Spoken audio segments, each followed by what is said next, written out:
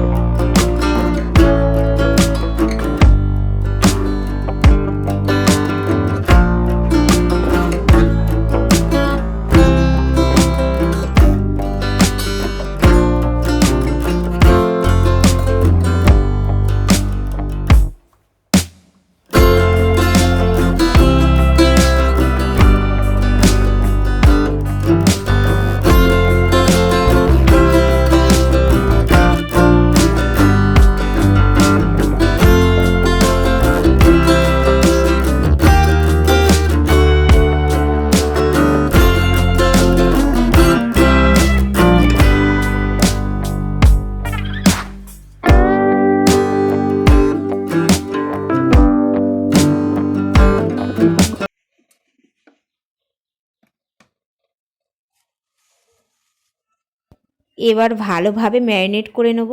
তো আমি এখানে হাত ব্যবহার করছি না, যেহেতু লঙ্কার গুঁড়ো দেওয়া আছে, তো তার জন্য চামচটা দিয়ে ভালোভাবে ম্যারিনেট করব।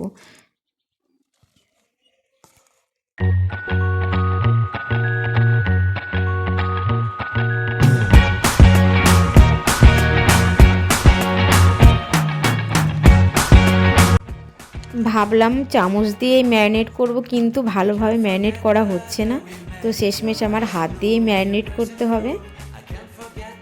আর খাসির মাংস ভালোভাবে ম্যারিনেট না করলে না খেতে বেশ জমে না। তো ভালোভাবে হাত দিয়ে মশলাটা ভালোভাবে মাংসর মধ্যে মেশাতে হবে। তো দেখতেই পাচ্ছ হাতটা ধুয়ে চলে এসেছি, আর হাত দিয়েই আমি ম্যারিনেটটা করছি ভালোভাবে। তো চলো ম্যারিনেটটা করে নিই, তারপরে আবার ফিরে আসছি।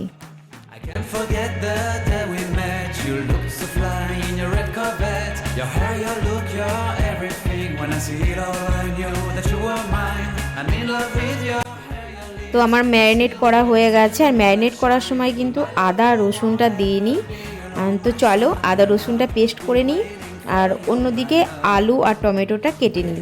এই চর্বিযুক্ত মাংসটা কিন্তু আলু দিয়ে হালকা করে ঝোল করলে কিন্তু বেশ খেতে ভালো লাগে গরম গরম। তো চলো আলু আর টমেটোটা কেটে নিই, আর ওদিকে পেস্টটা করে নিই। আর এদিকে কড়াইটা উনানে বসিয়ে দিই। তো দেখতেই পাচ্ছ উনানে কড়াইটা বসিয়ে দিয়েছি। কড়াইটা গরম হয়ে গেলে তেল দিয়ে দেব। কড়াই গরম হয়ে গেছে, তেল দিয়ে দিচ্ছি, দেখতেই পাচ্ছ। তো তেলটা গরম হয়ে গেলে প্রথমে আলুগুলো ভেজে নেব।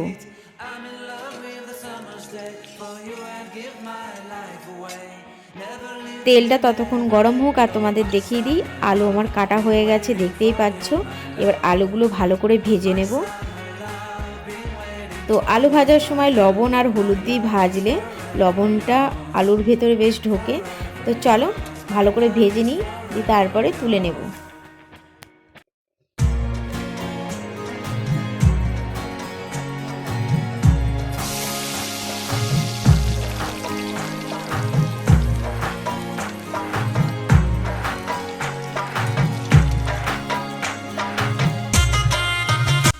আলুগুলো আমার ভালো করে ভাজা হয়ে গেছে, এবার তুলে নেব।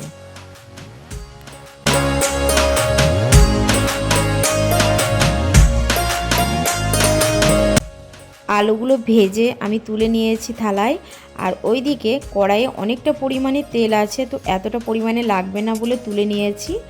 তো খাসির মাংস আমি যখন ওটা ম্যারিনেট করেছিলাম অনেকটা পরিমাণে তেল দিয়েছিলাম, তো তার জন্য অল্প পরিমাণেই তেলটা দিলাম। তো ফোড়ন দিয়ে দিচ্ছি, এটা জিরে ফোড়ন দিলাম। এবার মাংসগুলো দিয়ে দেব।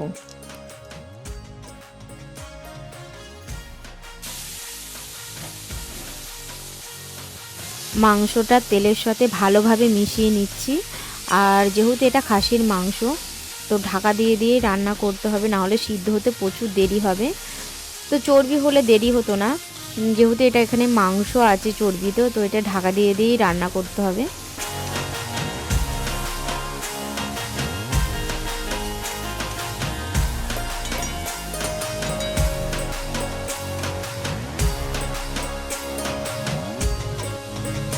দেখতে পাচ্ছ আমি ঢাকা দিয়ে দিয়েছি, আর অনেকক্ষণই হয়ে গেছে। আর একবার তুলে নেড়েটি আবার ঢাকা দিয়ে দেবো। তো চলো তোমরা দেখতে থাকো।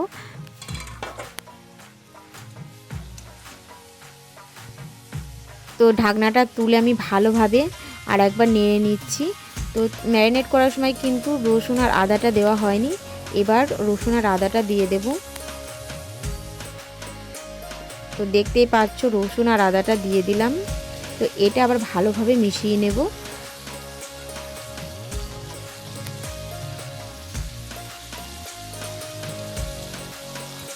আদা রসুনটা ভালোভাবে মাংসর সাথে মেশানো হয়ে গেছে। তো এবার ঢাকনা দিয়ে আবার ঢেকে দেব।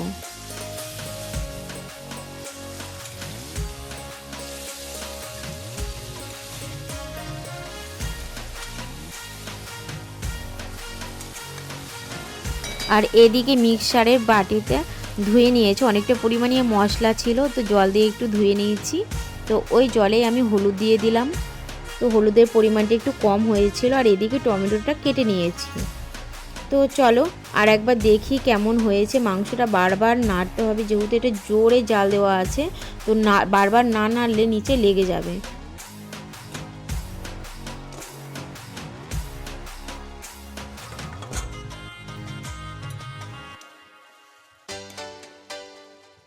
তো অনেকক্ষণই ভালোভাবে আমি এই মাংসটা কষিয়েছি। তো এবার দিয়ে দিচ্ছি টমেটো।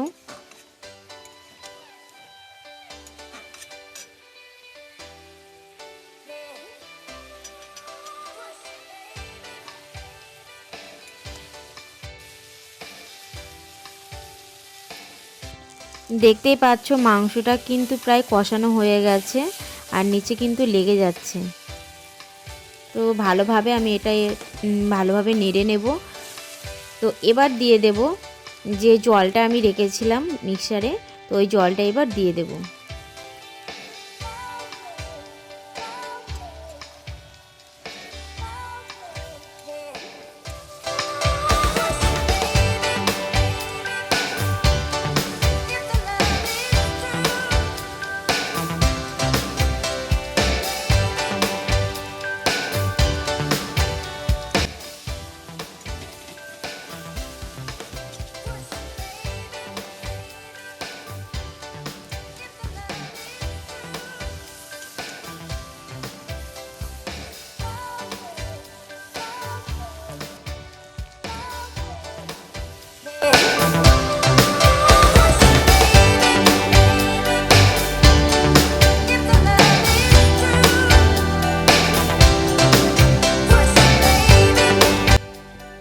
তো আমার চর্বিটা ভালোভাবে কষানো হয়ে গেছে।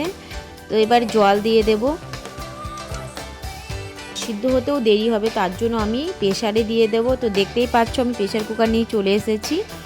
আমার হাতে সময়টা একটু কম আছে, তো তোমরা যদি মনে করো যে কড়াইয়ে করতে পারো। আমি প্রেসার কুকারেই করে নিচ্ছি তাড়াতাড়ি হওয়ার জন্য। তো দেখতেই পাচ্ছ কড়াই থেকে আমি প্রেসার কুকারে তুলে নিচ্ছি।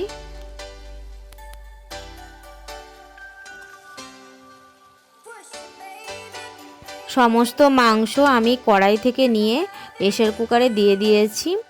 আর অনেকটা পরিমাণে মশলা কড়াইয়ে লাগা আছে, তো তার জন্য আমি জল দিয়ে দিচ্ছি। তো জলটা কিছুক্ষণ ফুটবে, আর সমস্ত মশলাগুলোই জলে চলে আসবে।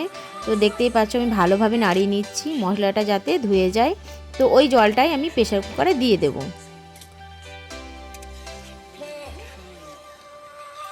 জলটা ততক্ষণ গরম হোক, আর এদিকে আমি যে ভেজে রাখা আলুটা প্রেসার কুকারে দিয়ে দিচ্ছি। প্রেসার কুকারে আলুগুলো দেওয়া হয়ে গেছে, যেহেতু প্রেসার কুকারটা ঢাকা দিয়ে দেবো তার জন্য দিয়ে দিচ্ছি আমি গরম মশলা।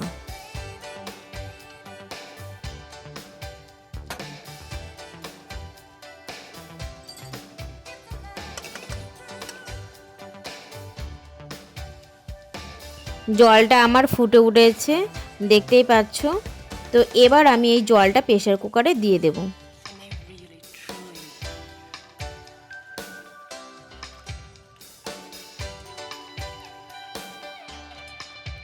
প্রেসার কুকারে জলটা দেওয়া হয়ে গেছে, এবার ভালোভাবে একটু মিশিয়ে নেব জলের সাথে। তো এবার ঢাকা দিয়ে দেব।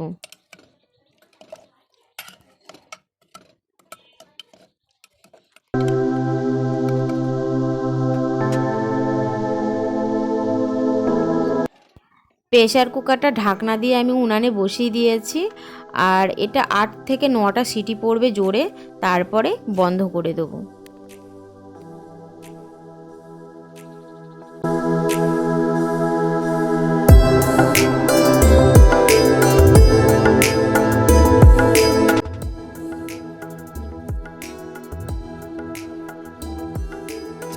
প্রেসার কুকারে আমার 8টা সিটি পড়ে গেছে, আর এটা আমার লাস্ট সিটি পড়ছে প্রেসার কুকারে, দেখতেই পাচ্ছ। তো এবার গ্যাসটা বন্ধ করে দেব, আর 15 মিনিট পর আমি প্রেসার কুকারটা খুলে দেখব কেমন হয়েছে। তো দেখতেই পাচ্ছ প্রেসার কুকারটা আমি খুলে দিচ্ছি, আর কেমন হয়েছে দেখা যাক। তো দেখতেই পাচ্ছ খাসির মাংসের চর্বিটা কিন্তু দেখতে বেশ ভালোই লাগছে।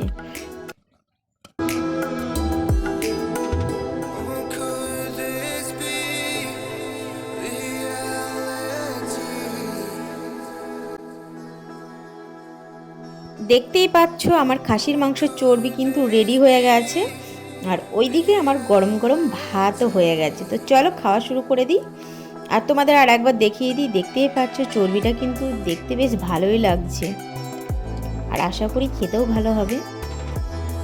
খাসির মাংসের চর্বি রেসিপিটা তোমাদের কেমন লাগলো কমেন্ট করে জানাবে, আর তোমরাও এইভাবে ট্রাই করে দেখতে পারো। তো দেখতেই পাচ্ছ আমি বাটিতে বেড়ে নিয়েছি, দেখতে পাচ্ছ খুব সুন্দর লাগছে। তো চলো ভিডিওটা এই পর্যন্তই, আবার দেখা হচ্ছে নতুন ভিডিওয়। ততক্ষণ ভালো থাকবে, সুস্থ থাকবে।